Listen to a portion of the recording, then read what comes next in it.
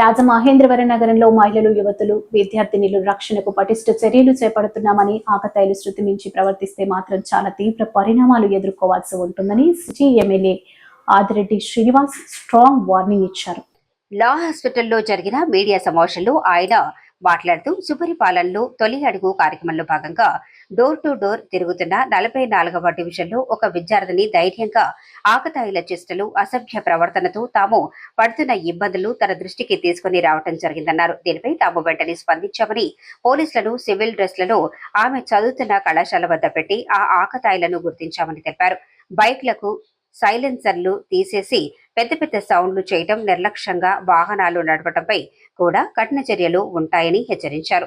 ఆ విద్యార్థిని చూపించిన ధైర్యాన్ని అందరూ స్ఫూర్తిగా తీసుకుని ముందుకు వస్తే వారి భద్రతకు మరింతగా కృషి చేయడానికి సాధ్యమవుతుందన్నారు. 3 విద్యా సంస్థల వద్ద ఆకతాయిల్ని గుర్తించామని తెలిపారు.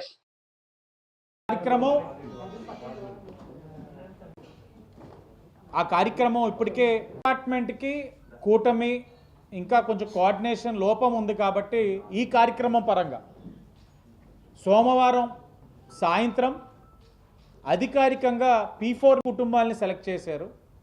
ఆ కుటుంబాలని అందరికీ మిక్స్ అవుతాం మనం.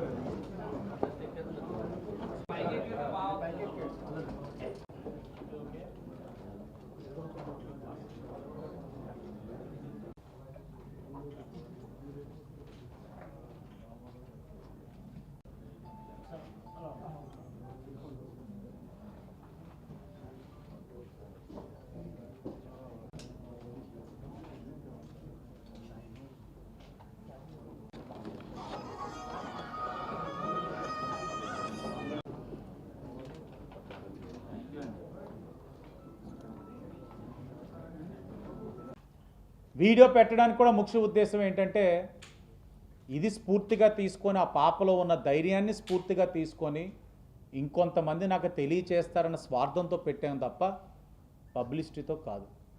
ఇంకొకటి పెట్టిన తర్వాత అమ్మాయి జోలికి వెళ్తే ఏంటి అన్నారు. ఒక్కసారి నేను కానీ నా కూటమి కానీ భరోసా ఇచ్చిన తర్వాత వెళ్ళే ధైర్యం ఎవరికి లేదు. చేస్తే ఎవరైనా ధైర్యం చేస్తే ఏ విధంగా చర్యలు ఉంటాయన్నది అప్పుడు చెప్తాం. ఎందుకంటే నేను మరలా చెప్తా ఉన్నా, నా మీద విమర్శ చేసినా, నా కుటుంబం మీద, నా భార్య, నా కొడుకుని విమర్శ చేసినా ప్రజాస్వామ్యబద్ధంగా గౌరవంతో కామ్గానే ఉంటాను. కానీ నగరంలో మహిళలకి సురక్షితంగా ఉంచడానికి మేము ఎంత ప్రయత్నం చేసినా ఇబ్బంది పెడితే చర్య చాలా గట్టిగా ఉంటుంది, తప్పకుండా ఉంటుంది.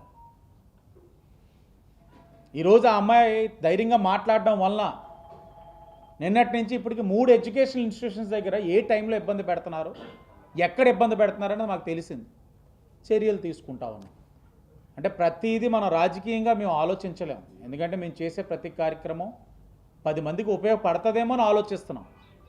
పబ్లిసిటీ అంటే ఏంటంటే యాక్షన్ తీసుకువెళ్ళిపో కోటే అంతే. కానీ మేము పోస్ట్ ఫాలోఅప్ ఉంటుంది. తల్లిదండ్రులతో కూడా మాట్లాడి మార్చుకోకపోతే చర్యలు ఉంటాయని చేసే కార్యక్రమం చేస్తున్నాం.